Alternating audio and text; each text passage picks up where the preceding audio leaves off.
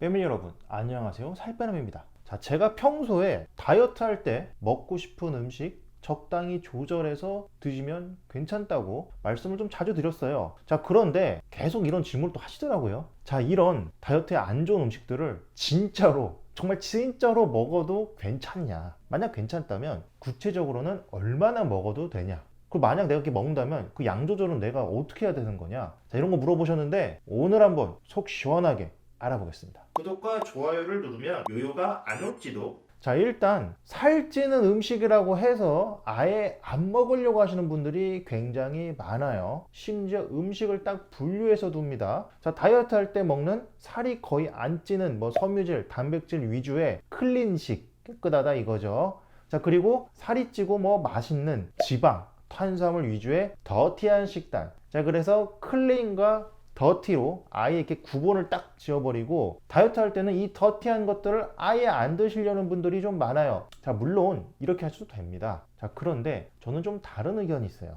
일단 1번, 사람에게는요 하지 말라 하면 더 하고 싶은 청개구리 심리가 있어서 안 먹으려고 할수록 더 먹고 싶어집니다. 전문용어로 리액턴스 이펙트라고 하죠. 심리학자 샤론 브렘이 밝혀낸 현상인데, 이 실험을 해봤더니 사람은 쉽게 얻을 수 있는 것은 내비두고 금지된 것이나 어려운 것에 더 집착하더라는 말입니다. 시험 기간에 노는 게 더 재밌는 것과 같은 맥락이죠. 자, 콘스탄스 대학의 14년도 연구에서도 이 초콜릿을 절대 먹지 마라, 절대 먹지 말라고 했더니 나중에 기회가 있을 때 오히려 조금 더 많이 먹었다고도 하죠. 자, 그리고 2번, 의지력도 한계가 있기 때문에 영원히 참을 수는 없습니다. 미국의 심리학자인 로이 바우마이스터가 말한 개념인데요. 이고 디플리션, 즉 의지력도 이 근육처럼 계속 쓰다 보면 한계가 온다고 하였습니다. 우리가 무거운 것 들다 보면 팔이 아파서 결국 놓는 순간이 오잖아요. 너무 아프니까. 마찬가지로 인내심도 계속 쓰다 보면 한계가 온다는 거죠. 예를 들어서 이 참으면서 막 억지로 참으면서 공부를 막 열심히 했어. 공부를 하고 나서는 이 초콜릿 참는 게 더 힘들어지죠. 그런 거랑 같습니다. 그래서 결론적으로 저는 음식을 이 클린이나 더티, 즉 먹어도 되는 거, 안 되는 거 이렇게 나누지 말라고 말씀을 드려요. 어떤 음식이든 적당량을 먹으면 되기 때문이죠. 자, 그렇다면 적정량은 어느 정도를 얘기하는 걸까요?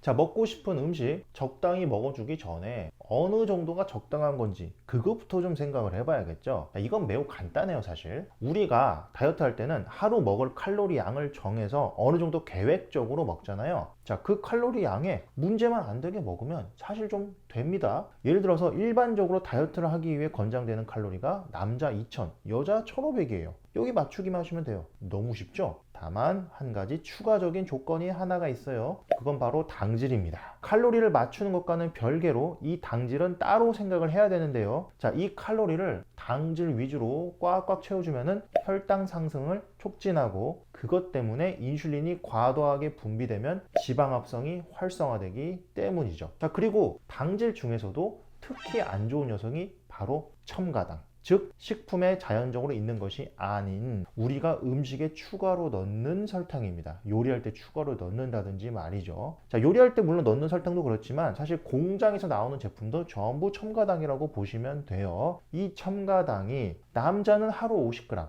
여자는 37.5g 정도가 권장량입니다. 자, 이게 어느 정도냐? 콜라 355ml 뚱캔 있죠? 그 뚱뚱한 캔? 그거 하나가 첨가당 39g 정도가 돼요. 자, 대충 그럼 짐작이 가시죠? 자, 그래서 이 하루 권장량을 가급적 안 넘으시는 게 좋겠고요. 이걸 넘더라도 하루 기준으로는 이거 50% 이상 넘지 마시고 일주일 기준으로는 여기서 25% 정도는 안 넘으셨으면 좋겠어요. 참고로 첨가당은 과일 등의 천연식품에 들어가 있는 이런 과당이라든지, 아니면 뭐 쌀밥에 들어있는 당질이라든지, 아니면 뭐 감자의 전분이라든지 이런 건 제외를 하는 겁니다. 자, 오직 우리가 요리할 때 이렇게 추가로 맛을 내게 집어넣는 뭐 백설탕이라든지 뭐 이런 것들 있죠. 감미료들. 자, 이런 것들을 얘기한다든지, 아니면 뭐 과자, 아이스크림, 초콜릿 등등 가공식품에 들어간 설탕, 아니면 뭐 이렇게 뭐 콜라 같은 음료수에 들어간 액상과당. 자, 그런 것들만 첨가당입니다. 자, 그래서 이거는요 명확히 구분을 좀 해주시고, 자, 이렇게 추가로 들어가는 설탕인 첨가당만 계산을 하시면 됩니다.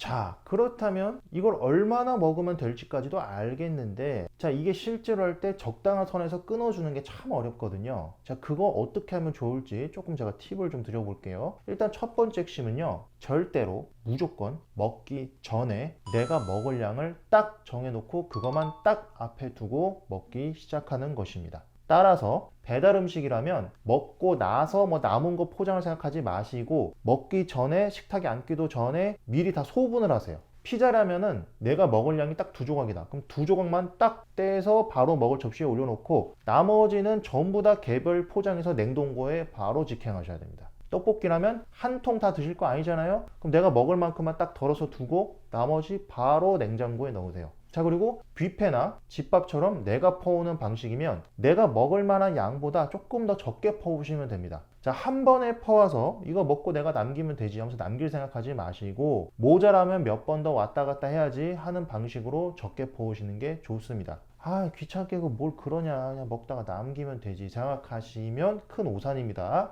자, 사람은요, 자기 앞에 있는 음식을 다 먹으려는 습성이 있어요. 전문용어로 completion compulsion, 즉 싹싹 비우기, 강박이라고 하죠. 펜실베니아 주립대 2002년도 연구에 따르면, 자, 1인분을 많이 주니까 총 섭취 칼로리량이 늘어났고, 1인분을 적게 주면 총 섭취 칼로리량이 줄었습니다. 자, 1인분 양을 적게 주냐 많이 주냐, 얼마나 주냐에 따라서 그 사람이 먹는 양까지 바뀐다는 거예요. 자, 그리고 먹기 전에 포장은 왜 또 이렇게 강조를 해서 말씀드리냐, 음식 남겨서 버리는 게 아까워서 먹는 경우도 생각보다 굉장히 많아요. 뭐 연구 논문 이런 거 다 치우고 일상생활에서 정말로 그렇습니다. 한 입이라도 더 먹게 되거든요. 자, 그리고 만약에 음식을 먹다가 양이 모자라, 만약 모자라다면 내가 포장했던 거 다시 풀어서 먹는 한이 있더라도 일단은 꼭 포장을 다 해서 눈앞에서 다 치워버리시고요. 또 중요한 게 뭐냐, 이게 남은 게 저장이 돼 있잖아요. 그러니까 내가 저장해 놨으니까 언제든지 또 다시 먹을 수 있어, 이런 생각이 어딘가 있게 됩니다. 자, 그러면 먹다가 멈춰도 아이 뭐 나중에 또 먹지 뭐 이렇게 하면서 좀 덜 먹을 수가 있거든요. 그래서 오히려 더 안 먹을 수 있게 됩니다. 자, 그리고 두 번째 핵심은 1회 제공량을 꼭 체크해 보셔야 됩니다. 이건 칼로리나 첨가당 이전의 문제인데요, 대부분의 음식이 1회 제공량이 내 생각과 다른 경우가 많아요. 1회 제공량이란 이 식품 만드는 제조사 있죠, 그 제조사에서 한 사람이 한 번에 먹는 적정량을 정해놓는 겁니다. 자, 이게 영양학적인 계산 후에 나오는 거라 좀 의미가 있고요, 원래는 그 정도 먹는 게 맞는 거예요. 새우깡 같은 경우에는 한 봉지에 90g이죠. 자, 그런데 이 한 봉지 절대 한 번에 먹는 거 아닙니다. 원래 뒤에 보면은 이렇게 1회 제공량 30g으로 되어 있어요. 즉 새우깡 한 봉지는요 1인분이 아니고 3인분이었던 겁니다. 이걸 3명이 나눠서 먹든지 아니면 한 명이 3번에 걸쳐서 먹었어야 됩니다. 또 비슷한 예로 시리얼이 있죠. 자, 제 이전 시리얼 영상에서도 제가 실험을 해서 보여드렸는데 1회 제공량 적혀 있잖아요. 그것만 그래서 딱 담아보면 생각보다 굉장히 적어요. 자, 그런데 보통은 요만한 국그릇에 가득 담아서 드시죠? 그거 절대 1회 제공량 아닙니다. 보통은 2, 3인분입니다. 자, 이러한 1회 제공량이 또 중요한 게, 이게 보통 가성비 좋게 맛을 즐길 수 있는 양인 경우가 좀 굉장히 많아요. 예를 들어서 우리가 아이스크림 오랜만에 처음 딱 한 입 먹었을 때 너무 좋죠? 제일 맛있어요. 근데 그걸 좀 먹다 보면, 한 몇 입 먹다 보면 천만만큼 맛있진 않아요. 조금 질려갑니다. 자, 이걸 한계효용의 법칙이라고 하는데요. 자, 무조건 많이 먹으면 먹을수록 행복도가 그냥 쑥쑥쑥쑥 올라갈 것 같지만, 많이 먹을수록 행복도는 좀 줄어듭니다. 그러니까 처음에는 행복도가 이렇게 많이 먹을수록 이렇게 올라가다가 나중에 이렇게 꺾여요. 어느 정도부터는 좀 많이 먹어도 처음 손맛 같지가 않네, 그냥 이렇게 좀 질려버리는 거죠. 이게 뭐랑 똑같냐면은 아무리 좋은 냄새라도 이거 계속 맡다 보면 코가 마비돼서 못 맡는 거랑 똑같아요. 자, 그래서 제일 맛있게 드시려면 꼭 1회 제공량을 확인해서 드시는 게 좋습니다.